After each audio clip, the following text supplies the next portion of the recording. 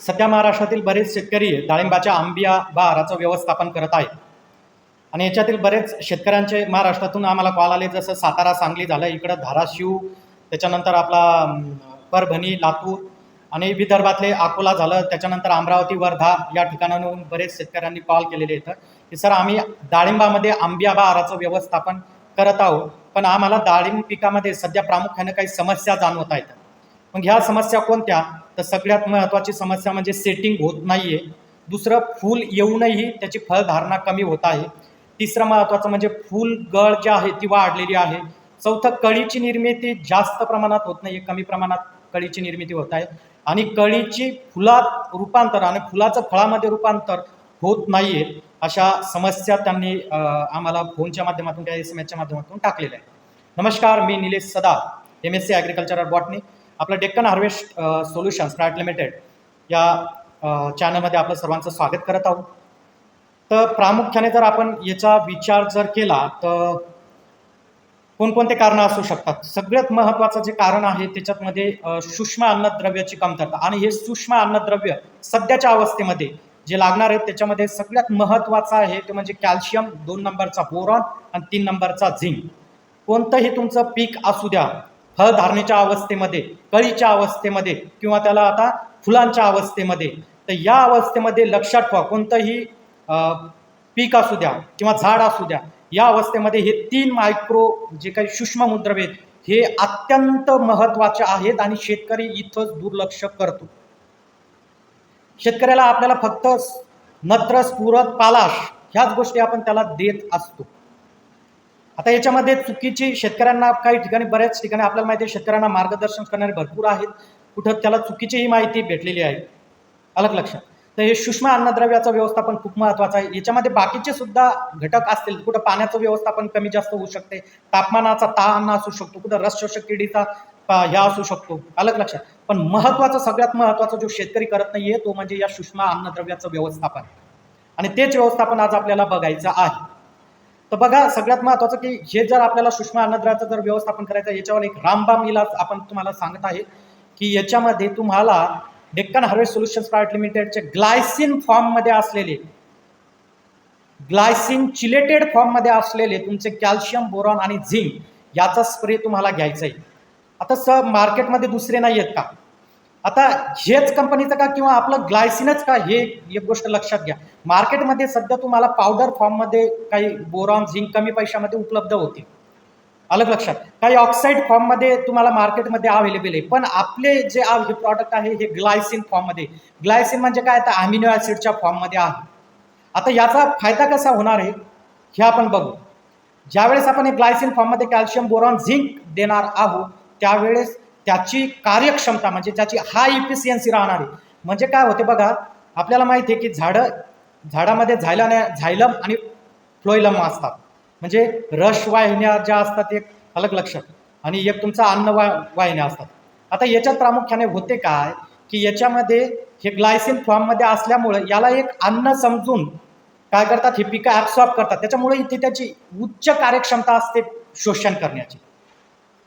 आता याच्यात महत्त्वाचं म्हणजे कॅल्शियम काय महत्त्वाचा रोल करणार आहे, तर बघा कॅल्शियम काय करणार आहे, फुलं आणि जे काही तुमचे फुलं असणार आहेत हे फुलगळ तुमची कॅल्शियम थांबवणार आहे. दुसरं महत्त्वाचं म्हणजे जैविक आणि अजैविक जे काही ताण असणार आहेत, जसं रस शोषक किड्या असतील, त्याच्यानंतर तापमानाचा ताण असेल, कुठं पाण्याची कमतरता थोडीफार असेल, तर असे ते काही जैविक आणि अजैविक ताण जिथं निर्माण होतं ते सुद्धा कॅल्शियम जे आपलं ग्लायसिन फॉर्ममध्ये आहे ते कमी करणार आहे. सोबत कॅल्शियम आपल्याला माहिती आहे की पेशीची भिंती मजबूत करते, म्हणजे त्याचं सेल डिव्हिजन एक प्रकारे घडून आणते, नवीन पेशींची निर्मिती करते, त्या पेशी मजबूत करते, त्याच्यामुळे जे काही गळ असते ती थांबवण्याचं काम कॅल्शियम करते.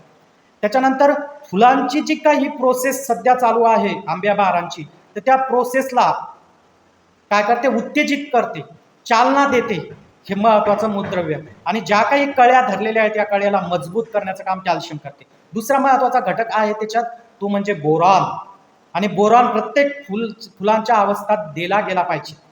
बोरॉन काय करते, साखरेचे स्थलांतर वाढवते, सगळ्यात महत्त्वाचं आहे त्याला, कारण ही अवस्था एवढी महत्त्वाची की याला जे काही मूलद्रव्य, सूक्ष्म मूलद्रव्य हे लागणारच आहेत या ठिकाणी. त्याच्यानंतर फुलांची संख्या वाढवण्याचं काम सुद्धा बोरॉन करते. आणि जे काही त्याच्यातलं परागकण आहे या परागकणांचा निर्मिती आणि याची मजबूत करण्याची, याची जी काही ट्यूब आहे परागकणाची ती मजबूत करण्याचं काम सुद्धा तुमचं बोरॉन करते आणि पिकांना मजबूत सुद्धा करते. जे काही जैविक अजैविक थोडे ताण असतात हे सुद्धा मजबूत करते. त्याच्यानंतर महत्वाचं आहे झिंक. झिंकचं महत्वाचं एक कार्य असते, ते कार्य म्हणजे कळीची निर्मिती करणे. म्हणून कळ्यांची जास्तीत जास्त निर्मिती होण्यासाठी इथं आपल्याला झिंक सुद्धा द्यायचा आहे. आणि त्याच्यासोबतच चयापचय म्हणजे मेटाबॉलिझम. तुमच्या झाडाचं जर जसं आपलं पोट जर खराब असलं, आपण किती अन्नद्रव्य घ्यावं लागलो पण ते चयापचय नाही होऊन राहिलं, म्हणजे आपलं डायजेशनच नाही होऊन राहिलं, तर ते लागू होणार नाही. तसंच आहे, तुम्ही कितीही बाकीचे मूलद्रव्य देत असाल किंवा हेही मूलद्रव्य देत असाल पण झिंक दिलं नाही तर तिथं मेटाबॉलिझम होणार नाही, चयापचय होणार नाहीये. आणि चयापचय जर नाही झालं तर हे मूलद्रव्य लागू होणार नाही. मूलद्रव्य लागू नाही झाले तर तिथं कळीच्या निर्मितीसाठी, फुलांच्या निर्मितीसाठी मूलद्रव्य लागणार आहेत, पण तिथं ते जर लागू नाही झाले तर काय होणार आहे, त्याची गळ होणार आहे. तर हे जे काही कॅल्शियम बोरॉन झिंक आपला आहे हे ग्लायसिन फॉर्ममध्ये मार्केटला अवेलेबल होणार आहे, त्या ऑक्साईड फॉर्ममध्ये. हा फरक तुम्हाला इथं लक्षात घ्यायचा आहे शेतकरी बंधूंनो. नवीन नवीन टेक्नॉलॉजी आलेल्या आहेत पण आपण अजूनही त्याच जुन्या टेक्नॉलॉजीवर काम करत आहोत. तर तुम्हाला याचे 100% या तिन्ही प्रॉडक्टचे महाराष्ट्रात सगळीकडे खाली संपर्क नंबर दिला आहे, महाराष्ट्रात सगळीकडे अवेलेबल तुम्हाला होम डिलिव्हरी अवेलेबल होईल. त्याच्यामुळे तुम्ही नक्की काय तुम्हाला वाटल्यास तुमचं 1 एकर क्षेत्र असेल त्याच्यात एक लाईन सोडून द्या, सगळ्या लाईनला फवारणी करा. तुम्ही तुमच्या डोळ्यांनी त्याचे रिझल्ट तुम्हाला बघायचे आहेत या प्रॉडक्टचे. आणि हे जे काही मायक्रोन्यूट्रिएंट आहेत हे आपल्याला फवारणीद्वारे देता येतात, ज्याचं प्रमाण हे आम्ही एका लिटरला 2.5 ते 3 ml पर्यंत आपण याचा डोस घेतो. आणि सगळ्यात महत्त्वाचं म्हणजे हे ऑर्गॅनिक आहे, याला इंडो सर्टिफिकेशन, याला ऑर्गॅनिक आहे. तुम्ही ज्यावेळेस ही बॉटल बघसाल या बॉटलमध्ये इंडोसर्ट हे सर्टिफिकेशन्स भेटलेलं आहे, म्हणजे हे प्रॉडक्ट ऑर्गॅनिक आहे.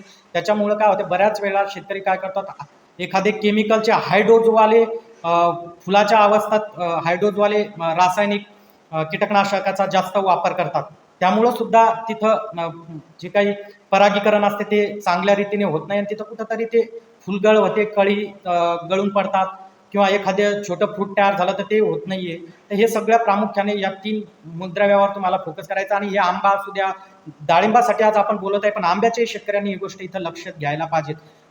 आणि सगळ्यात महत्त्वाचं त्याची शेल्फ लाईफ सुद्धा वाढवते. अशा पद्धतीनं ज्या डाळिंबाचे शेतकरी ज्यांना समस्या जाणवत आहेत त्यांनी याचा स्प्रे घ्यायचा आहे. तर हे तुम्हाला ग्लायसिन फॉर्ममध्ये, आपलं महाराष्ट्रात ग्लायसिन फॉर्ममध्ये सगळीकडे अवेलेबल होईल. तुम्हाला ऑर्डर सुद्धा तिथं देण्यात येते. पुढची जे काही प्रोसेस राहील म्हणजे डाळिंब धरल्याच्या नंतर मोठमोठाले समजा आपण म्हणू एवढाले असे डाळिंब झाले तर नंतर काय आपल्याला त्याचं व्यवस्थापन करायचं त्याच्यावर लवकरच व्हिडिओ येईल. नवीन असाल तर चॅनलला सबस्क्राईब करून घ्या आणि बेल नोटिफिकेशन्स ऑन करा. आज आपण इथे थांबू.